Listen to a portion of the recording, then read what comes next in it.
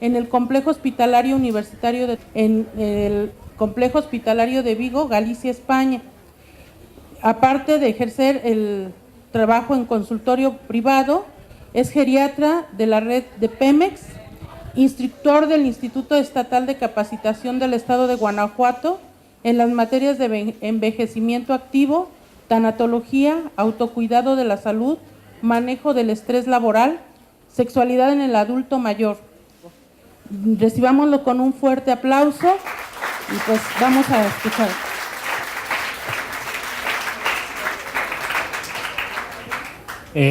Pues lo bueno del currículum es que puedes echar todas las mentiras, ¿no?, que quieras, ¿no? Buenas tardes, muchas gracias. Antes que nada, gracias, maestra, por la invitación de poder estar aquí. Normalmente mi público, a los que a veces tengo la fortuna de dirigirme, no es tan joven. La verdad que es muy joven y eso para mí es muy, muy motivante. Bueno, me hicieron el favor de invitarme a darles una pequeña plática, una probadita un poco de lo que es el envejecimiento. Y se los agradezco mucho, es lo que yo hago todos los días. Yo soy médico cirujano, tengo mi especialidad en geriatría y gerontología y me apasiona mucho el envejecimiento y en estos voy a tratar de hacer la película lo más corta posible, que es un cortometraje de hecho, y les voy a mostrar el por qué me apasiona tanto el envejecimiento y sobre todo que hacia dónde vamos, ¿no? Que eso es lo más importante. ¿Qué carreras hay aquí, perdón? Ajá. En intervención, o sea, es pura psicología, ¿no? O sea, además la psicología va a ser clave, ¿no?, en el proceso del envejecimiento, no nada más actual, sino porque, bueno, me imagino que muchos de ustedes saben hacia dónde vamos, ¿no? La manera en la que va a envejecer la sociedad, los países, algunos países ya son una realidad, sobre todo en Europa, en el norte de Europa, y el no estar preparados crea una serie de problemáticas que no se pueden cubrir las necesidades básicas de toda esta gente, porque a final de cuentas aquí en México, cuando el envejecimiento ya sea per se, pues los viejos vamos a ser nosotros, o sea, realmente a nosotros nos va a tocar ser esos adultos mayores cuando realmente seamos una población ya más numerosa, ¿no? Bueno, invariablemente tenemos que hablar un poco también de definiciones, ¿no? Un poco aburrido, a mí no me gustan las definiciones, no me gustan los números, pero la verdad es que cuando los leo y no me quedo dormido y los vuelvo a leer, me doy cuenta que, bueno, que los grandes pensadores de las materias tienen la razón. Entonces, nos ponen ahí que el envejecimiento, bueno, punto número 1, ¿ustedes creen que un adulto mayor o un viejo o un anciano, como le quieran llamar, que en teoría la palabra correcta es un adulto mayor, ¿no? ¿Será normal que esté enfermo? O sea, ¿es normal que esté enfermo, deprimido, no? Y entonces, ¿por qué todo el mundo dice? Incluso médicos, también. ¿O qué sería? ¿O cuál sería la palabra más adecuada para...? ¿No? Vamos a ver entonces la definición, a ver qué nos dice. Entonces, el envejecimiento es un proceso gradual y adaptativo, ¿no?, caracterizado por una disminución relativa de la respuesta homeostática.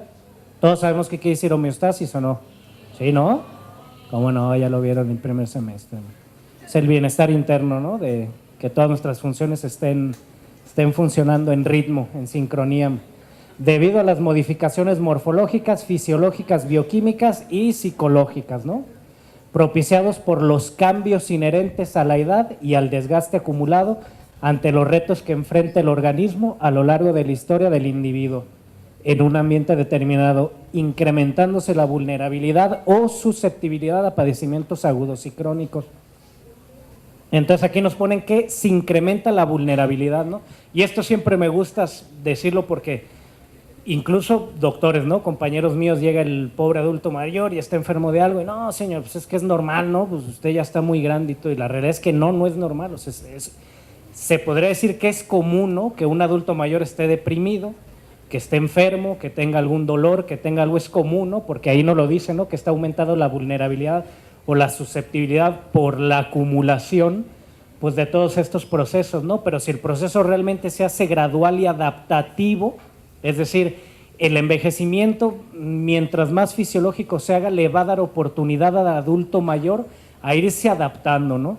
Quizás en algunos resultados de laboratorios, en algunas escalas y todo, ya no van a ser las mismas, porque al final de cuentas las escalas, los valores y todo, están hechas para gente joven, realmente para adultos mayores. En algunos países del mundo ya se están homologando algunas escalas, algunos valores para adultos mayores, pero la realidad es que no hay, y como vamos a ver en la siguiente, las características del envejecimiento. Entonces es individualizado el envejecimiento, quiere decir que no todas las personas envejecen de la misma manera, ¿no? Y al mismo ritmo tampoco, muy lógico, ¿no?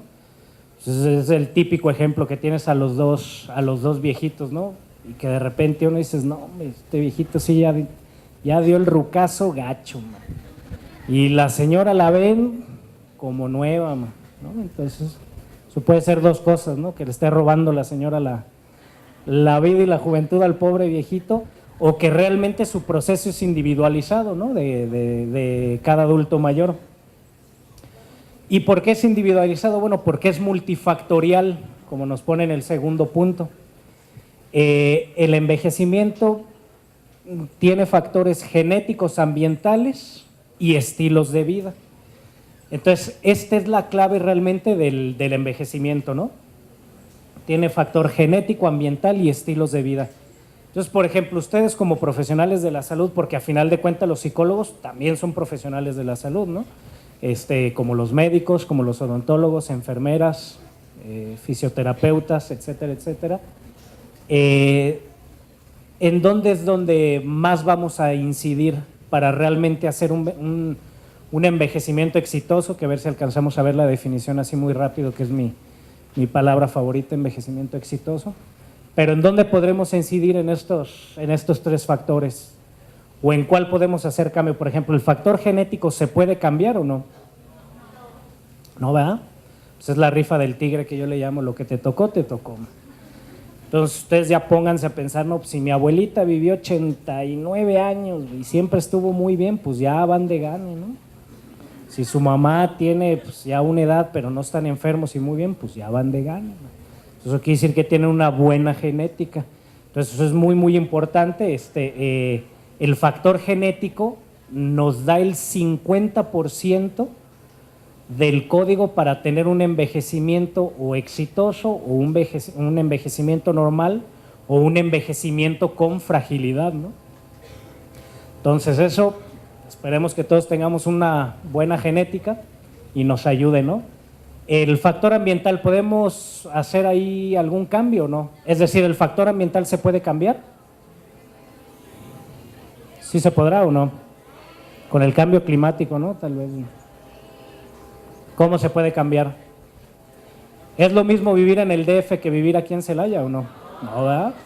Definitivamente no. ¿Quién va a vivir mejor? Aquí, ¿verdad? Y por ejemplo, acabo de ir a dar una plática a Moroleón. ¿Dónde se vivirá mejor, en Celaya o en Moroleón? Pues en Moroleón, ¿no? O aquí tal vez, para ser jóvenes, quizás ahorita aquí. Pero Moroleón muy limpio, ¿no? Un aire muy, muy poco contaminado. Aquí ya la verdad que ya estamos muy contaminados.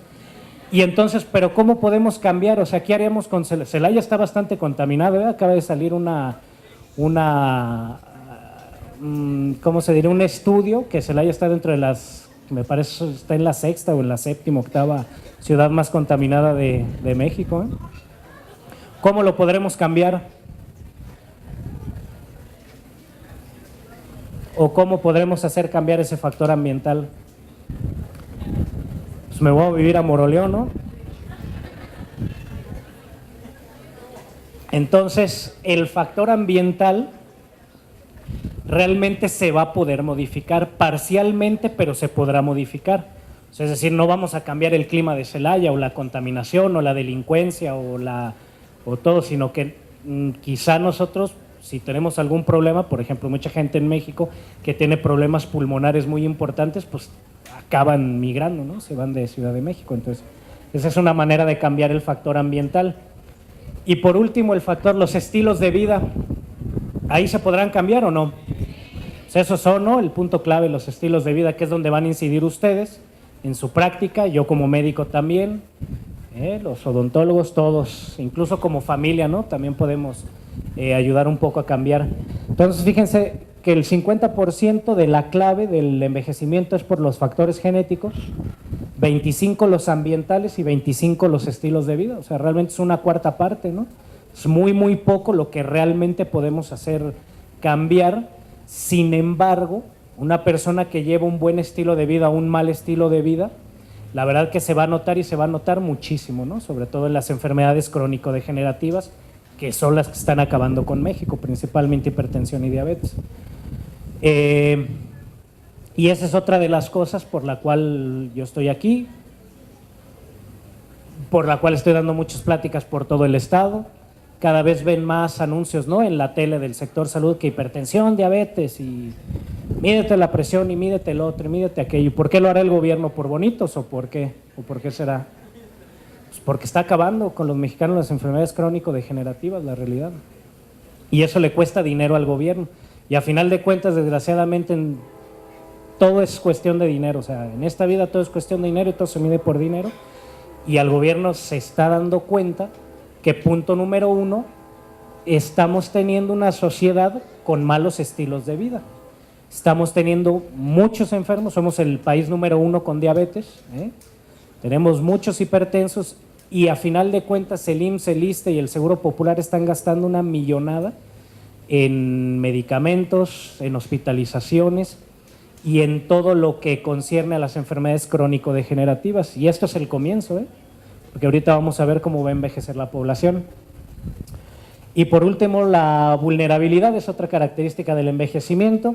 Los cambios físicos, psicológicos y sociales que caracterizan el envejecimiento incrementan la susceptibilidad de los adultos mayores para los padecimientos agudos y crónicos, ¿no? Agudos son las enfermedades que dan en el momento y que se pueden curar, y si no se curan te matan o te dejan ahí medio lisiado. Y los crónicos son las que vamos a tener durante toda la vida, ¿no?, las que no se curan. Y esto ya lo habíamos dicho. Perfecto.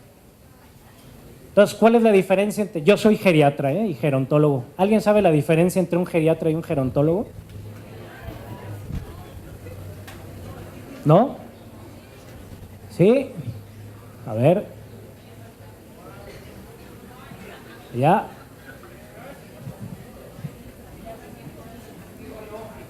¿Quién dijo yo? ¿Se va a llevar un premio? Se va a llevar unas pastillas para la hipertensión arterial.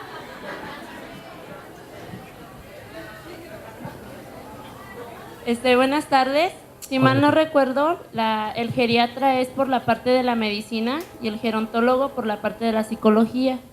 Sí, más o menos por ahí va. Exactamente. La geriatría es una especialidad médica, ¿no? Ahorita te doy tus pastillas, ahí las traigo. Para el dolor también. Son muestras gratis, ¿eh? A ver, por ahí. Yo no las pago, me las regalo.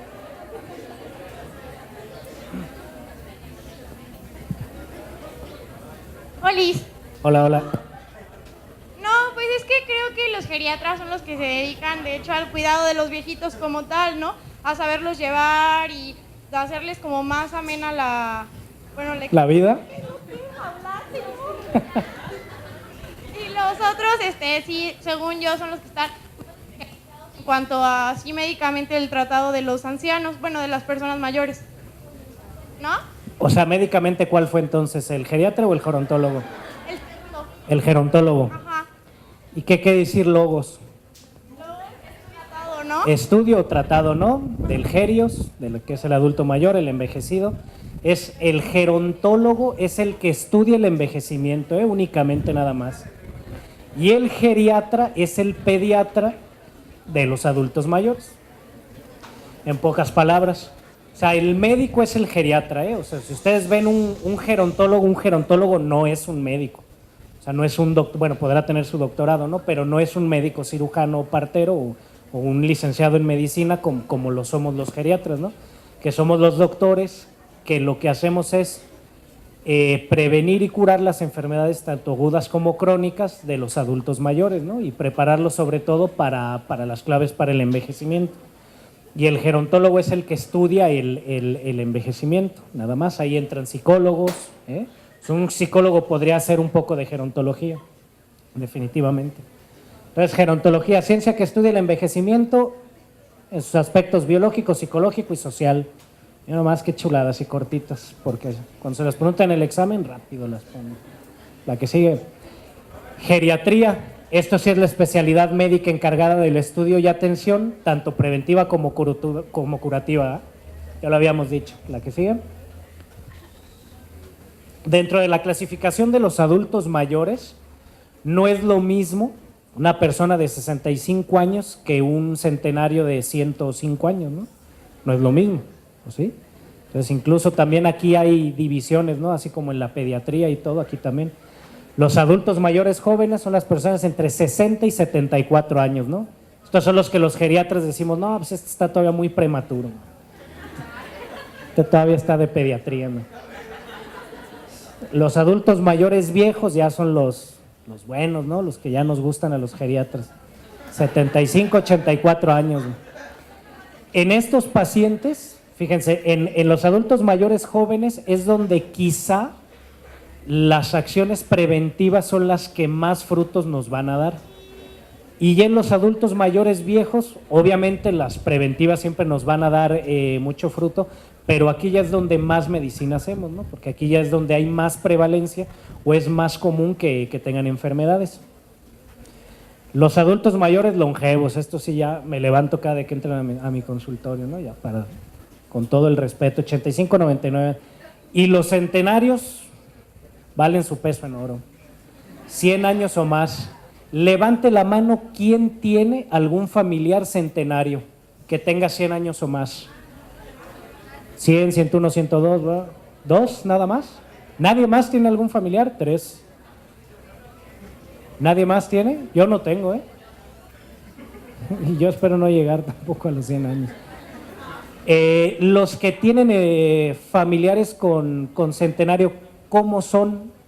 O sea, mi pregunta es, ¿caminan? ¿No caminan? ¿Están muy enfermos? ¿Su mente? O sea, ¿ya tienen un deterioro cognitivo muy fuerte o algo? A ver, la primera que levantó la mano aquí, ella, exactamente. Te vas a ganar tus pastillas también, ¿eh? Perdón, ¿cuál era la pregunta? Se quedó sin pastillas. Tú tienes un familiar centenario, ¿no? ¿Cómo es? Para empezar, ¿qué es de ti? ¿Tú? Es mi tatarabuela. Ah, su mecha. Muy bien, ¿eh? ¿Camina o no camina? No, ya no. Ya no Está en camina. silla de ruedas y está a cargo de mi abuela, que es la que... O sea, tu abuela está a cargo de ella, más bien. Ah, ¿Eh? sí, perdón. Sí, porque si no está Sí, acá. perdón. Oye, ¿cómo está tu abuela? Pues Pero fíjense cómo estábamos hablando del factor genético. ¿Cómo está tu abuela? de hecho no tiene ninguna enfermedad, pero pues ya por ¿Tu abuela? mi abuela ¿O tu tatarabuela? tiene diabetes. Mi abuela tiene Ajá, diabetes. como buena mexicana. Pero como sí se cuida y todo, pues está en muy buen estado. Está tan bien que cuida tu Sí. bisabuela, ¿no? Más bien sería. Sí, Su bisabuela sería. tatarabuela. ¿Es tu tátara? Sí. ¿Y la generación que se brincó ahí, dónde está la bisabuela? Se murió en un accidente. Ah, caray. Bueno, pues ahí, fíjate, ahí le falló. El factor genético seguro era muy bueno, pero pues Sí. la genética no esquiva los accidentes, ¿verdad? Ajá. Bueno. ¿Y cuántos años tiene entonces la tátara? 106. 106. ¿Y tu abuela? Tiene 59. Ah, pues muy joven, ¿eh? Sí, sí. Pues tienes buena genética, ¿eh? Cuídate de los accidentes nada más, ¿no? Muy bien. Muy, muy bien. Y, perdón, y volviendo con tu tatarabuela de cabeza, ¿qué tal está? Pues ya distorsiona un poquito las De cosas. repente se le va un poquito, ¿no? Pero Sí. mantiene bien una conversación contigo, come bien, Sí. te reconoce, Sí, ¿no? Muy bien, todo bien. muy bien. Ahorita te doy tus pastillas también. A ver, ¿quién más? ¿Quién más tiene por ahí un familiar?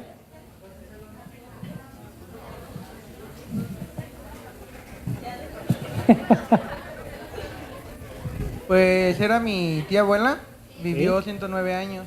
¿Cuánto? 109 años. A su mecha, ¿eh? Aquí en México nunca había visto un paciente tan... En España se me tocó ver una de 111, pero aquí no. ¿Y ya murió o no? Tiene 3 años que falleció. ¿Y cuando antes de haber fallecido, cómo estaba ella? ¿Caminaba o no? Caminaba, Caminaba, ¿no? muy tranquila, o sea, muy consciente de su entorno. Claro, o sea, ella perfectamente conocía y todo. Fíjense cómo es bien importante esto.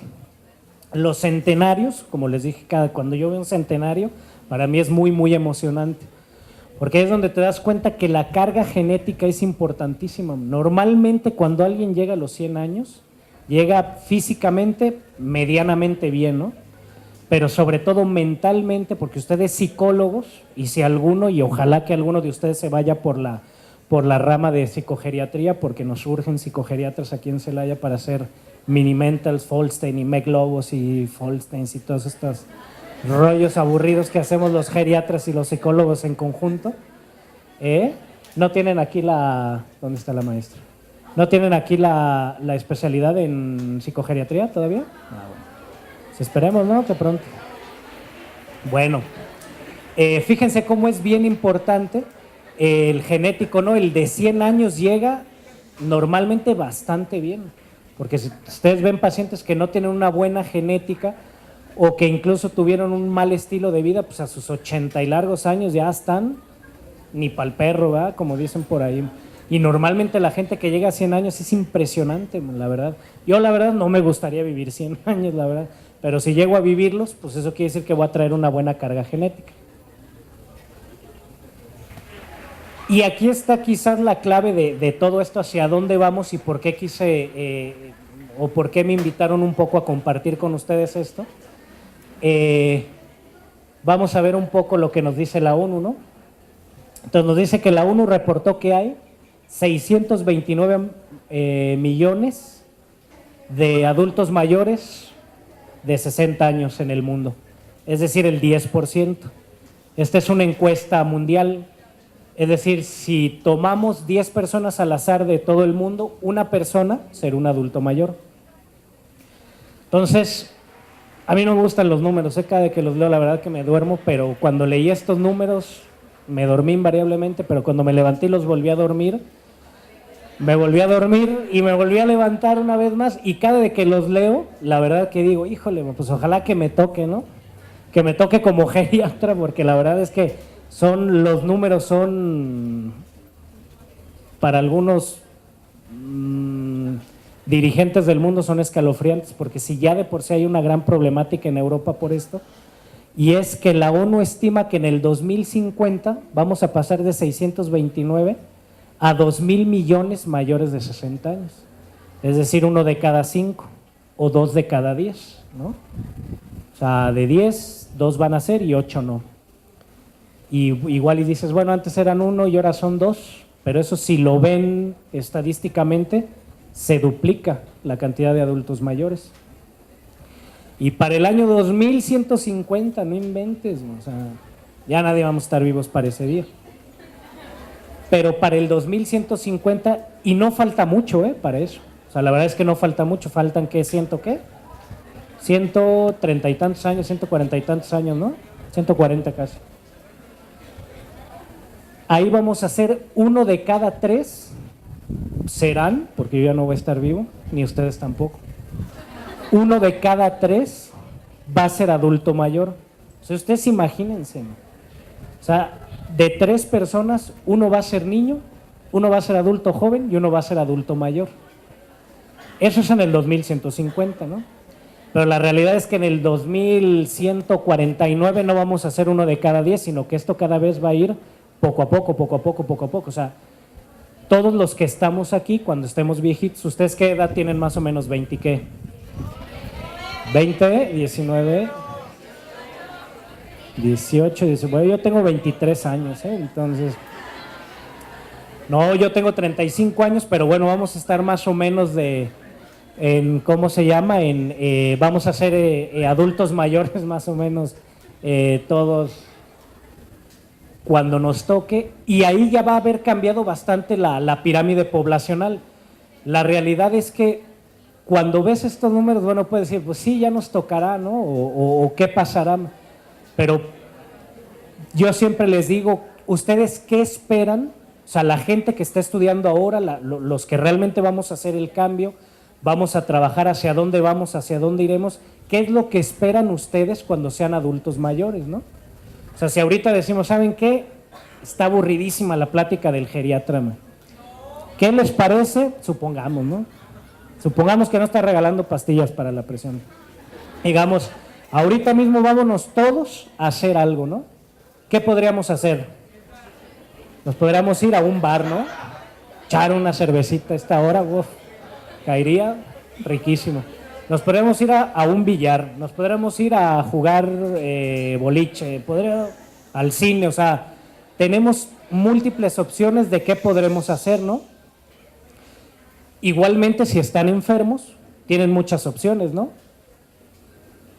Entonces, imagínense el día que seamos adultos mayores, ¿qué es lo que quieren ustedes? O sea, ¿van a querer tener las mismas opciones que tienen ahorita? Yo sí, yo por lo menos yo sí. O sea, yo cuando tenga 75, 80 años, espero llegar a ellos y llegar bien con lúcido de mente y todo, me gustaría tener opciones, ¿no? Y me gustaría que mi sociedad estuviera enfocada no nada más hacia la gente joven, porque la realidad es que nuestra sociedad actual está muy enfocada hacia la gente joven, nosotros, ¿no? Todavía somos jóvenes, ¿no? Pero en un futuro vamos a ser una población muy, muy, muy importante en nuestro país y en el mundo, y económicamente, porque les vuelvo a repetir, a final de cuentas la cuestión de dineros es lo que manda, ¿no? En el mundo, o sea, la economía se va a mover conforme la población esté. Entonces esperemos que cuando nosotros estemos ahí en ese momento tengamos las mismas opciones, ¿no? En todos los sentidos, de médicos, yo llevo a mi hijo con su pediatra, no lo llevo con un médico general, y cuando yo esté grande ojalá que mi familia me lleve con un geriatra también, ¿no? Y lo mismo, si estoy deprimido no quieren que me lleven con una psicóloga, o quiero que me lleven con una psicogeriatra, ¿no? O sea, con un especialista. Entonces fíjense muy bien cómo es muy importante ir abriendo un poco los ojos, porque la realidad es que la vida está de a peso, está dura, hay que prepararse, hay que echarle muchas ganas y hay que enfocar hacia dónde van las cosas, ¿no? O sea, que habrá múltiples opciones. Entonces, bueno, pasando a la siguiente, después de este choro, ahí están las pirámides poblacionales, ¿no? Las famosas pirámides, las que yo creo que en cada junta de... ¿Sí se escucha bien o no? Porque yo no me escucho, ¿sí? Bueno, en cada junta yo me imagino de planeación en gobiernos y la gente que realmente ve a futuro, sobre todo a nivel de salud asistencial, porque si ustedes ahora, bueno, no sé si hacen prácticas en algún hospital o no, pero si van ustedes a un hospital del IMSS o del ISSSTE y ven a los pacientes hospitalizados, pues la gran mayoría son adultos mayores, ¿no? O sea, las camas son prácticamente o niños o adultos mayores. ¿Alguno de ustedes ha ido a urgencias en el IMSS o en el ISSSTE o algo así? ¿Cómo está? Está el queque, ¿no? Está llenísimo. Entonces, imagínense, obviamente el adulto mayor es el que normalmente más enferma, ¿no? Que ya dijimos que no es normal, sino es común. Entonces, imagínense cuando estemos ahí, si no tenemos unos sistemas adecuados, pues va a ser un caos todavía peor que el que de por sí ya es, ¿no? Entonces, ahí están las pirámides poblacionales, ¿no? Que en la primera aparece muy bien el Kisses de Hershey's, que igual y no se alcanza a ver muy bien, pero es la del año 2000, ¿no? La del cuadrante superior izquierdo. Del lado verde son hombres, del lado derecho son mujeres, y hacia arriba es la parte baja es 0 años o recién nacidos hasta los 100 y tantos, ¿no? Entonces ahí vemos viendo que en el 2000 la población más prevalente está entre los 5 y los 10 años de edad. En el 2006 ya la más prevalente fue entre los 10 y los 15 años. No, ahorita estaremos entre los 15 y los 20, que son ustedes. O sea, ahorita ustedes son, o la gran mayoría de ustedes, los que tienen poco menos de 20 años, son la población más prevalente. Son la población target de todo económicamente y médicamente, ¿no? Por eso hay mucha planificación familiar, enfermedades de transmisión sexual, económicamente, ¿no? O sea, todos los lugares. Ya para el 2025 ya se está pareciendo más un cupcake, ¿no? Y ya en el 2050, y fíjense, en el 2050 ahí vamos a estar todos, ¿no? ¿Cuántos años vas a tener en el 2050? ¿Cómo que no sabes? No falta nada para el 2050. ¿No? Faltan 40 años, ¿no? Poquito menos de 40 años, 30 y tantos. ¿Cuántos años tienes? 20. Tendrás 50 y 22. 30, 40, 50. Tendrás poco menos de 60 años. ¿Eh? Entonces fíjate dónde vas a estar tú ahí. ¿Lo alcanzas a ver o no? En el cupcake del 2050, que ya no es un Kisses de Hershey's, es un cupcake. Tú vas a ser la población mayor, y la gran mayoría de ustedes, ¿no? Porque todos más o menos están en la misma. Van a ser la población mayoritariamente. ¿No? Y fíjense, los niños ya no van a ser. ¿No? Entonces se vienen cosas importantes, ¿no? La que sigue. Entonces, ¿qué más nos sigue diciendo la ONU? Que a mí la verdad me aburre mucho esto, pero esto es un foro de investigación y había que investigar, ¿no? Entonces dije, pues bueno, pues investigamos. En el 2002 la ONU dijo que había 210,000 centenarios en el mundo. O sea, personas mayores de 100 años y más, cuya cifra se incrementará a 32 millones en el 2050. O sea, ahorita, personas mayores de 100 años no hay ni 250,000. Y vamos a pasar a ser, en 30 años, 32 millones. O sea, por año va a subir 1 millón de centenarios. Entonces, fíjense eso, cómo va a ir cambiando nuestra sociedad, ¿no? ¿La que sigue? Luego, ¿qué más investigué? La esperanza de vida al nacer. Y esto es el porqué de que la ONU nos está reportando todo, ¿no? Porque yo digo, bueno, sí, la ONU nos dice todo esto, pero ¿por qué está pasando esto? Entonces nos ponen que la esperanza de vida, ¿saben qué es la esperanza de vida al nacer o no? No saben qué es la esperanza de vida. A ver, ¿quién quiere unas pastillas de la diabetes? ¿Quién me dice qué es la esperanza de vida? Sí saben. ¿No? ¿Nadie se anima? ¿Nadie quiere sus pastillas? Ajá. No hay anticonceptivas, eso sí no. Yo puro viejito veo. Ok. La esperanza de vivir al nacer, si yo no lo entiendo, es ¿cuántos años podrá vivir en promedio una persona desde su nacimiento? Según el lugar donde vivas, ¿no? Claro, sí, sus Perfecto, factores. fue lo único que te faltó. Según el lugar donde naces, porque la esperanza de vida no es lo mismo aquí en México que en Suecia. Y no es lo mismo aquí en México que en Timbuktu, ¿no? Entonces, efectivamente es eso. Siempre hay uno peor que nosotros, ¿eh? Es una realidad que te ayuda a salir del hoyo. La esperanza de vida efectivamente es la cantidad. Entonces nos ponen que la esperanza de vida en el mundo, a grandes rasgos, se ha incrementado significativamente en los últimos 100 años. Y saqué unos ejemplos para ver más o menos cómo estuvo cambiando. Me parecieron bastante interesantes y a ver si les gustó a ustedes. Pone la esperanza de vida de las mujeres japonesas en 1900 era de 36.9 años. Imagínense. Las mujeres en promedio en Japón vivían 40 años, ¿no? Y en 1990 alcanzaron un promedio de 81.9 años, 82. O sea, estamos hablando que en menos de 100 años, en 90 años, prácticamente duplicaron, casi triplicaron su esperanza de vida. Las mujeres. Luego nos ponen en Estados Unidos, en 1900 la esperanza de vida era de 47 años. Y en 1990 fue de 70, ahí ya lo dividieron entre hombres y mujeres, porque las primeras eran generales, no estaban divididas por sexo. En 1990 fue de 78.6 mujeres y hombres 71.8 años. ¿Qué les llama la atención de eso? ¿Quién vive más? Las mujeres, pues no, que son el sexo débil. Híjole. A mí se me hace que... es que yo, por donde le busco, yo en ningún momento les veo el sexo débil, al contrario. Vieran cómo me ven en mi casa, amigo. Nos ponen en México como buenos mexicanos empezamos en 1930, 30 añitos después nos costó más. En 1930 la esperanza de vida 34 años.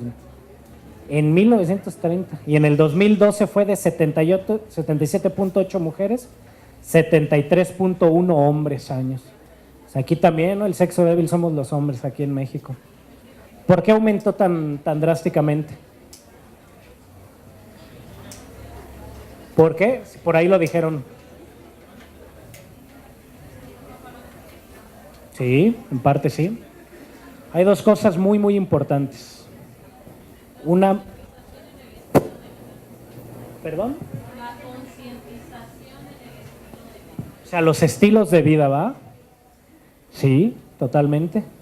Y de hecho eso va a ir cambiando un poco la estadística. Ahorita vamos a ver por qué. Pero realmente ese no es el punto fuerte del por qué cambió tan drásticamente en el mundo.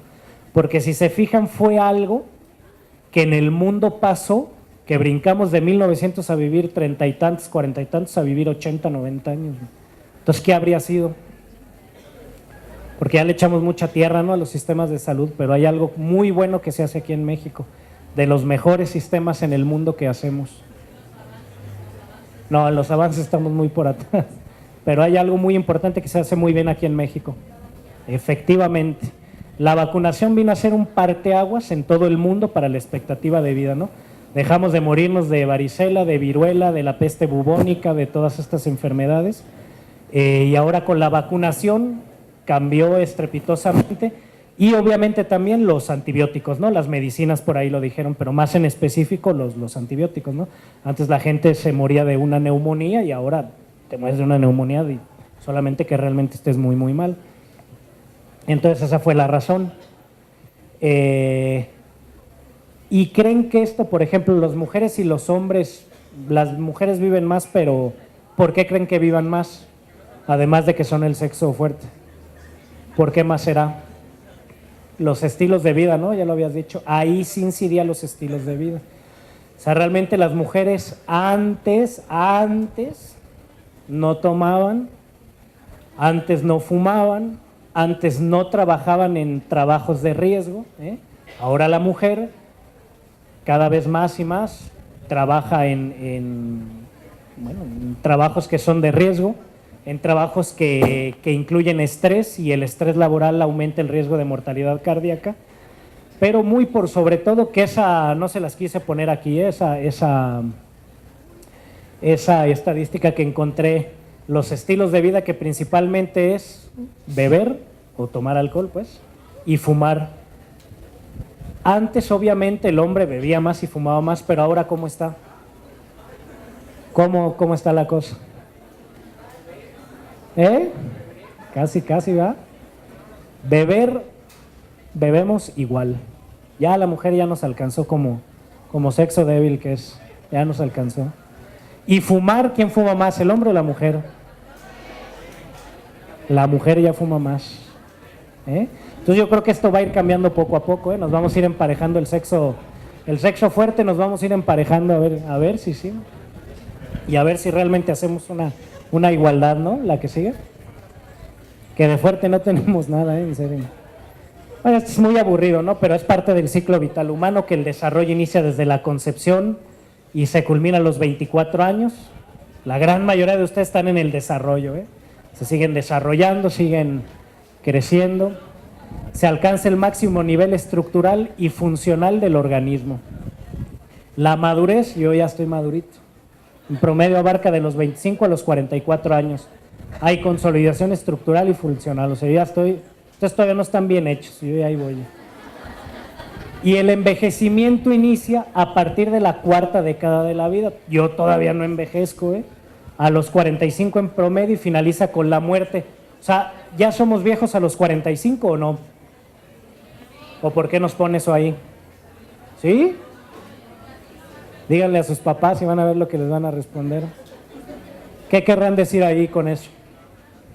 Ahí estamos hablando celularmente, O sea, de todo lo que es el proceso del envejecimiento. Celularmente, el envejecimiento empieza a los 45 años. No quiere decir que seamos envejecidos.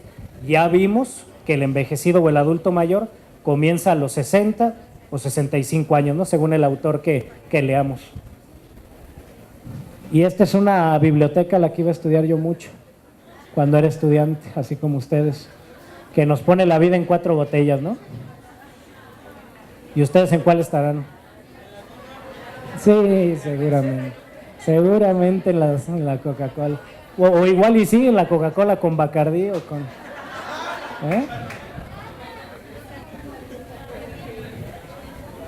Bueno, Seguimos hablando de cosas aburridas, ¿no? La transición demográfica, ¿qué es? Pues es el proceso gradual por el cual una sociedad pasa, y fíjense bien que esta es la clave de toda la plática, pasa de altas a bajas tasas de fecundidad. O sea, antes nacían muchos niños y ahora nacen menos. ¿Se acuerdan de la familia chica vive mejor? Pues era mentira, como todo lo que nos dice el gobierno. Eso era mentira, no vamos a vivir mejor siendo menos. Y la mortalidad, y pasando de altas a bajas tasas de mortalidad, es decir, antes moría mucha gente, ahora muere menos gente. Entonces todo esto da el proceso del boom, ¿no? Del envejecimiento, que cada vez hay menos niños y cada vez vamos a ser más adultos mayores y nuestra sociedad va a cambiar literalmente. ¿Por qué la familia chica no va a vivir mejor? ¿Alguien sabe o no? ¿O qué va a pasar? ¿Por qué no? Yo tengo un hijo nada más, y pienso tener uno más, si bien me va, y nada más, O sea,